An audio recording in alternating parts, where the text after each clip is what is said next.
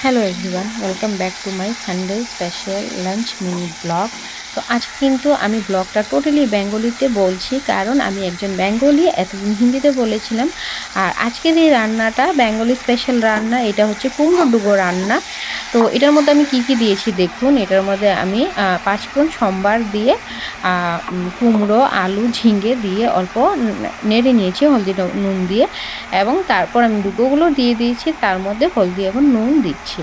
তো যারাই আমার ভিডিও নতুন দেখছেন, please like, share and subscribe করে দিবেন। যারা নিউ কামার্স আছেন একদম সাবস্ক্রাইব করে দিবেন। আর আমার এগুলো ভিডিও ভালো লাগলে রান্নাগুলো টোটাল রেসিপি যদি জানতে চান কমেন্ট বক্সে জানিয়ে দেবেন।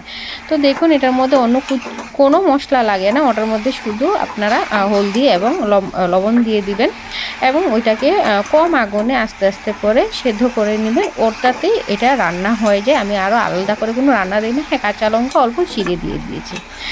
ওইটা আপনি আপনার স্বাদ অনুযায়ী আপনি চাইলে অল্প গুঁড়ো লঙ্কাও দিতে পারেন। তো এইটাতে আমি আমার হিসাবে দরকার পড়ে না। এবং যেহেতু সানডে আমার বাড়িতে চিকেন না হলে হয় না, বাচ্চাদের স্পেশাল চিকেন।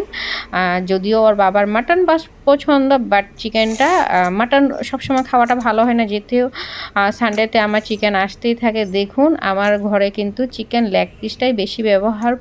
ওর বাবা অনেক সময় দাঁড়িয়ে শুধু লেগ পিসই কিনে আনে 1 থেকে 1.5 কেজি। তো দেখুন, চিকেন বানানোর রেসিপি অনেক দিন দেখিয়েছি, কি করে বানিয়েছি দেখুন।